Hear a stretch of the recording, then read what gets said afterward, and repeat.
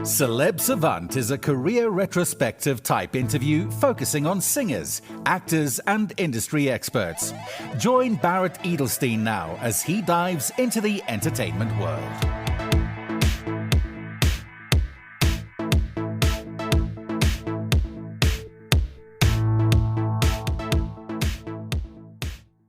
Scottish brothers Patrick and Gregory Kane formed Hue and Cry in 1984, and the duo made a huge impact with the release of their debut album Seduced and Abandoned in 1987, which featured their first top 10 single, Labour of Love. The follow-up album Remote continued the trend and produced the huge hits Looking for Linda and Violently. Albums like Stars Crash Down, Showtime, and Jazz Not Jazz ensured Hue and Cry's continued successful run through the 90s. Whilst their 2005 appearance as finalists on ITV's primetime show Hit Me Baby One More Time, featuring their version of Beyoncé's Crazy in Love, thrust the band firmly into the mainstream limelight. A number of successful album releases and accompanying live appearances followed, which included Open Soul in 2008, Xmas Day in 2009, Bittersweet Again 2010, Hot Wire 2012, Remote Major to Minor 2014, September Songs 2015, and Pocketful of Stones in 2017. To date, Hue and Cry have sold more than 2 million records worldwide. Hue and Cry have sold tens of thousands of concert tickets worldwide, as well as performing alongside some of the greatest artists in music history, appearing with U2, James Brown, Madonna, Al Green, and Van Morrison, to name but a few. The band have undertaken a multitude of their own headline tours and made numerous festival appearances. The band were recognized by their peers when they were presented with a Lifetime Achievement Award at the Scottish Music Awards. Having made a welcome return to performing in front of audiences in both their stripped duo and full band setups, Hue and Cry have announced their 40th anniversary tour in October-November 2024. A year when they will continually release a carefully curated selection of rare material from their personal archive, along with accompanying memorabilia and commentary. Greg Kane represented the band in the very first episode of the Celeb Savant podcast in July of 2022. This brings us full circle as I chat to both Greg and Pat in April 2024 for the 207th episode of the podcast. Up next on Celeb Savant, we've got Greg and Pat Kane from Hue and Cry. Where do we find you in the world and how are you doing? I'm in Edinburgh. I'm in Edinburgh. I'm in Glasgow, which is 40 miles across Scotland. It's like the waste part of Scotland in the middle, and Edinburgh's there, Glasgow's there. So how long is the drive? About 40 minutes. So it's 40 years of Hue and Cry this year, so a massive congratulations from us here at Celeb Savant. So Greg, you have been on the podcast before, so speaking to Pat now. Pat, at what age did you decide, cool, you want to be in the music industry, and how did that journey progress to where we are today? Pat, I'm going to go to the gym for 45 minutes. All right. Okay. Don't worry. You don't need to. You can just do a foot bath. No, Okay, essentially. How did you know I had my spa with me? I knew, and you've no clothes on below the waist. I just know that that's usually the case. I do like a foot spa. You do like a foot spa, and I know that's good for your birthday. Basically, when I heard Ian Dury's "Hit Me With Your Rhythm Stick," and then I bought the album Ian Dury's "Do It Yourself," I realised that I could combine punk attitude with jazz and soul chops. I realised that. I thought that's the kind of music I would probably like to make, is something as pithy and sharp, but also as sophisticated and cool as Ian Dury and the Blockheads. So that was my moment where I thought, I'd like to do that, because that's absolutely spine-tinglingly brilliant. And how old were you then? About 11 or 12. And, well, I want to let Gregory get to his foot bath, so I won't go on too much, but essentially that was it. I needed the template, and then that's been in my head all the time. The other band that was a template was Early Simple Minds, from Empires and Dance and Sons and Fascination, and that kind of music that sent shivers up and down your back, your spine. In terms of pop music, jazz is a whole other question, but in terms of pop music, those two made me think I could be a pop star. Okay, so then at what stage did you guys sort of chat and realize that you want to be on the same path? Was it at that same moment or a period of time later? I think when I was 15, so that would have been 1981, I was in a punk band at school. I was a saxophone player from a young age. So at that time, we had The Beat, we had UB40, a lot of the kind of post-punk sort of ska that I was getting into. I had saxophone. So I found a sort of place. Hazel O'Connor, the famous hit with saxophone. The Boomtown Rats were using saxophone. You know, it was definitely an instrument that was tried to be used, as I say, in the post-punk thing. So I had punk bands together at school, but none of us could write any words. So I kind of approached my wordy older brother and said, we've got all these punk songs. Can you write us some poetry? So Pat would write off these reams of, there was a song called Grey Day. There was a song called Lily the Slayer. Oh dear. No, they were good, but there was another one. Anyway, I'm total archive mode, so I remember these things. And I would bring the lyrics in, and our very handsome lead singer, Mark Hanamy, would sing them, and he would put some punk gusto into them. And we were singing Pat's lyrics to our punk music. So that was well before Hue and Cry. So I would say that's the first time we started working with each other. I think Hue and Cry didn't really form until 1984, which is 3 years after that. But Pat and I had played with other bands together, a band called The Winning Losers, which was another punk band. So yeah, it started with Pat writing words for us, and 3 years later, Pat and I were a duo making demos in Glasgow. Why the name Hue and Cry? Where does that name come from? It's an old. I think I was at Glasgow University through this whole period as an English literature student, and I think I picked it up from, it might have been Shakespeare or or it might have been Dickens. But to make a hue and cry is to make a public outcry against a criminal or wrongdoer. So this was also the Thatcher era, so we were all waving our fists at the woman and the man. And also the duality of hue and cry. So every song needs a foreground and a background, and Gregory was providing the musical background, and I was the hue, and I was the musical foreground, the cry. So it served two jobs, which was to kind of state the mission of the band, as it were. You know, what is it that we're trying to do in the world? And then it expressed the duality of the band as well. As we have already referenced, you guys have been in the industry for 40 years. So what keeps you guys creating, getting up on stage, performing? So Pat, we'll go to you first. What is that motivation for you to keep on going? You know, that's a very psychotherapeutic question, which I have explored in therapy quite a lot, actually. And when I was at school, I did a lot of school plays and school musicals. And I didn't have a great time at school. So that was my kind of haven in a heartless world, as it were, was to go into the musical troupe. And you would get time out of classes, and you would get extra time to kind of rehearse and put on makeup and wear fancy costumes and perform Carousel or West Side Story or whatever. And I remember very, very distinctly being on stage with the spotlights all on me singing my song. I think it was Joseph and the Technicolor Dreamcoat, those Kane on days. And all the brutes in the audience were being dragged along to watch this by their mums and dads. And I remember thinking, you can't get me up here. You can't get me. And I have power over you that you could never have. So I have to be honest.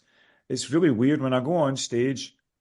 When people say to you, are you nervous? Do you get nerves when you go on stage? Actually, I go on stage and I feel completely safe. I feel completely protected.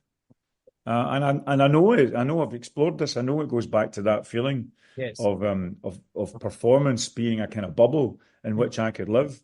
So, and then I'm on there with my brother, you know, with whom I've had ups and downs and this and that. Next thing, but we're in a great place together. So it's a kind of it's a very psychologically charged place for me, you know. But it's a place where I feel safest. Which is weird because it's a place where everything can go wrong. The equipment can go wrong. I can go wrong. Greg can go wrong. But funny enough, it's where I feel nobody can get me. There you are. There's a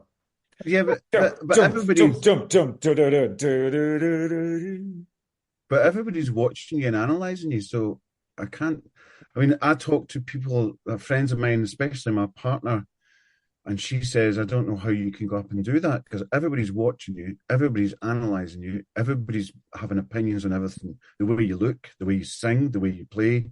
And you've got to endure that for 2 hours every time you go on stage. And I say, I've never really thought about it like that, but I get applause.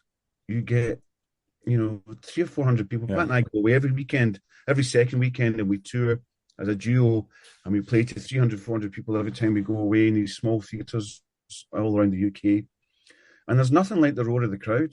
And my partner, who I talked to about this, she doesn't get that when she goes to work in a hospital or a health centre and help people get back on their feet again. She doesn't get 300 people clapping when she does that. But we do. Every time we play a song well, or we play a song that connects with people, you get this surge of emotion from the people in front of you that have just analysed you to the nth degree for the last 4 or 5 minutes as you've played your song.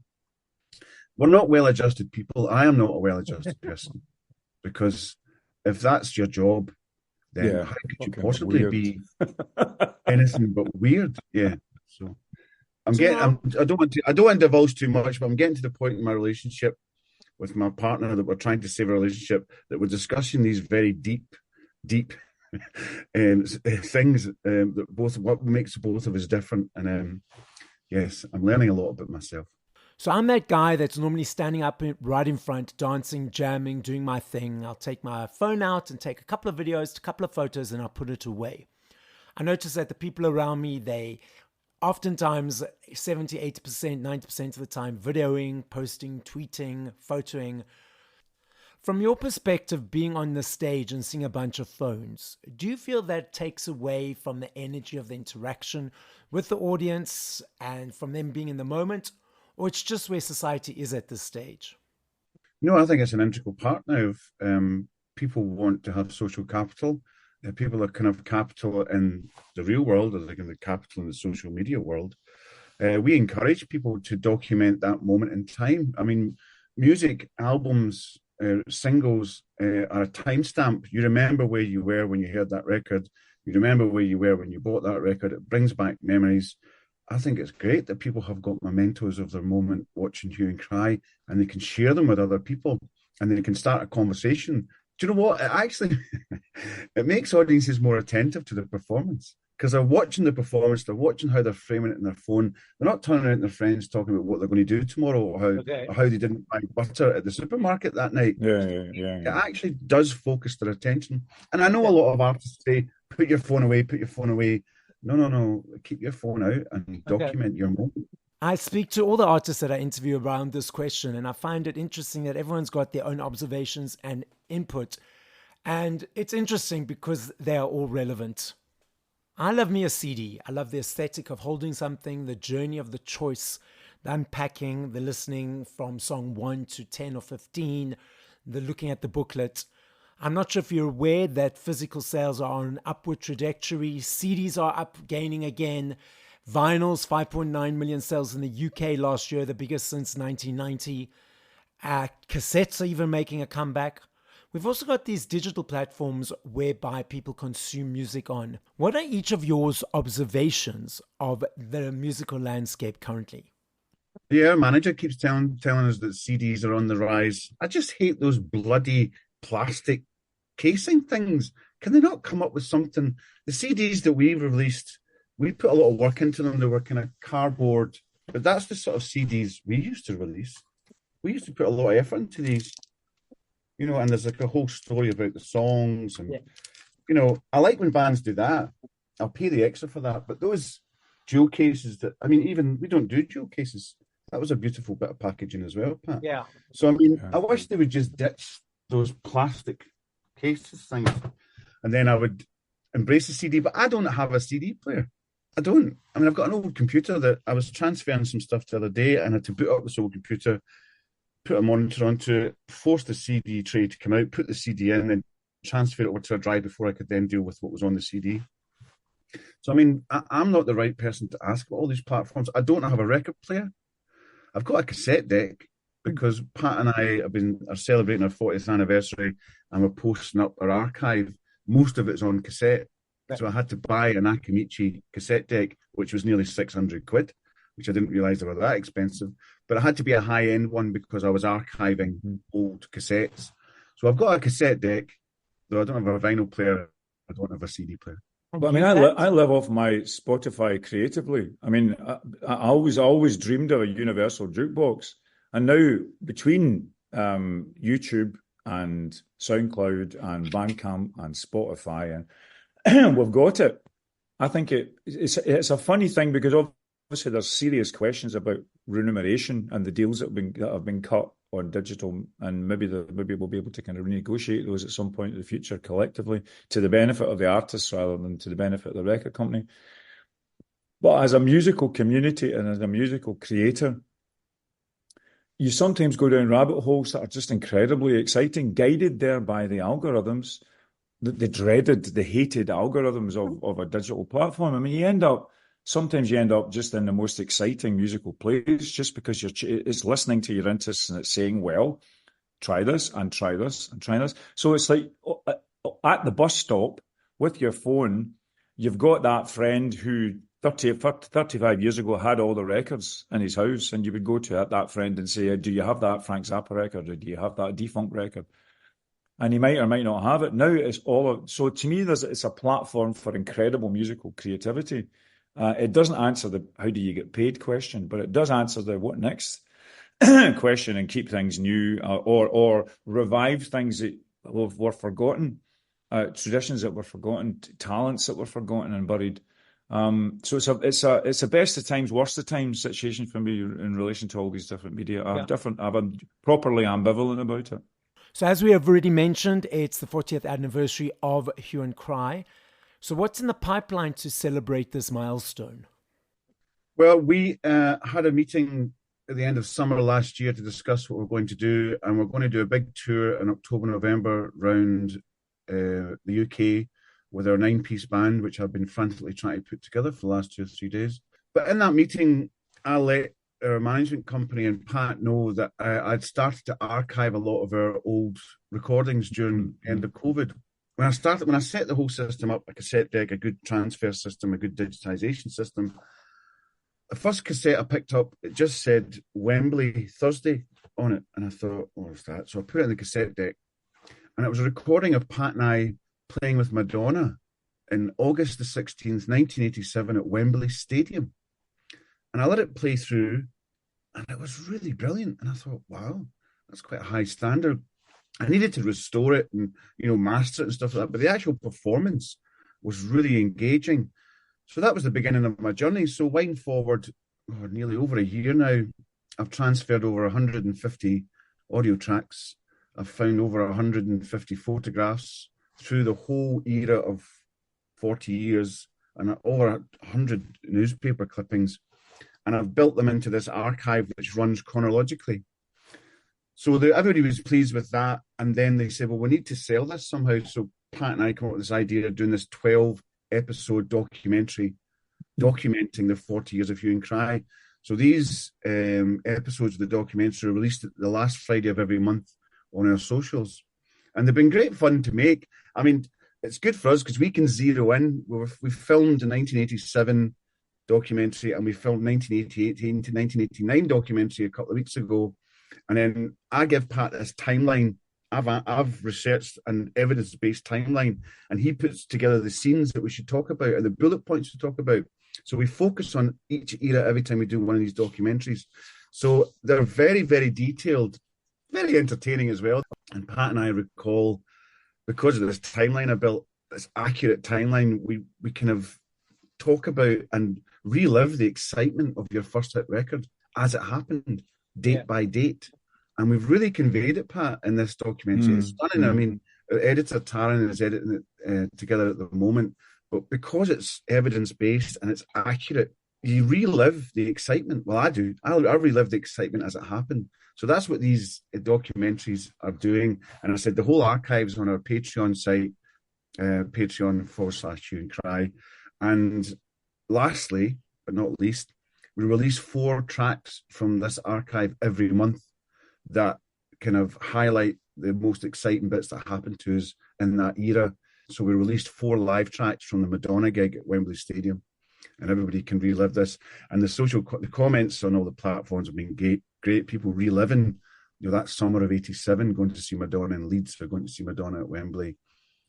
So we're working hard this year to celebrate our 40th. Most other bands just do a tour and release a box set CD, but I wanted to use the year 2024, our 40th anniversary year, as to celebrate the whole journey. And you have to take 12 months to tell that story so that people can enjoy it. So are these documentaries only available on Patreon or other platforms as well? No, sorry. They're on general release, so they'll be on all the socials, Instagram, Facebook, YouTube. The Patreon is, as you rightly know, is behind a paywall, so the depth of the archive is huge. But with the 4 tracks every month, they get a little kind of snippet of it, and the documentaries on YouTube. There's a 4-track EP on Spotify every month as well, so that kind of leads people in. Yeah. When you were performing with Madonna, were you opening for her or were you on the stage with her? No, we were opening for her. I don't think we were good enough dancers, Pat. I mean, I think no. Yes, she came to Europe, and that week that we played with Madonna, Labour Love, our first hit single, was number 6 in the UK charts and was A-listed all over the radio stations. It was the big record of that summer. So I guess that's why her and her people wanted us to be the support band. She was always sort of looking at the cutting edge and what was popular at the time. So we were very privileged to do it. We had a lot of fun doing it. And her people, Greg Fillinganes was on that gig, Pat. I remember. Was he? Wow. I forgot to tell the story about him coming up and talking to me about how he loved Labour Love, and he was talking about the arpeggio thing in the left hand. I didn't know who he was. Didn't know who he was. Right. Okay. I know who he is now, but he was so nice to me, and he still got the same demeanour, Greg Fillinganes. So I just remember this beautiful black guy coming up to me saying, "Hey, this thing you're doing, man." And we talked about it, and I didn't really know who he was. It was nice to him, thank God. You naturally have headlined your own shows, you have opened for other artists, and you have performed at festivals. You naturally put the same amount of energy into each performance. But what are the differences for you? So as an audience observer, we just go there and we are in the audience. But for you as the performer, what is the differences between performing in those different types of shows? Well, I mean, if you're opening, when we've opened for just about everybody of significance, whether it's U2, Al Green, Van Morrison, many others. And what I like about opening for people is that the pressure's off you and the pressure's on them, because you have the opportunity to usually it's an acoustic thing you're opening. You're usually sort of at a quiet moment, so you can play with the intimacy with the audience. And it's also what I like about it is I also imagine the people who have turned up for the support act, that they are real music fans, so they want to hear the compare and contrast between the two artists, and usually, you're brought on because you're appropriate and complimentary to the artists themselves. So to sit backstage, for example, after having opened for Al Green and watch Al Green do his thing, or watch Van Morrison do his thing, or watch Simply Red do their thing. I mean, once in my life, I opened for Ray Charles at the Louvre, and I mean, singing in front of his band, and then letting Ray Charles take the stage. That was talk about musical education. So I like opening for people because you share their vibe, and then you learn from them as you watch them doing their thing. So it's a great development thing for me, opening.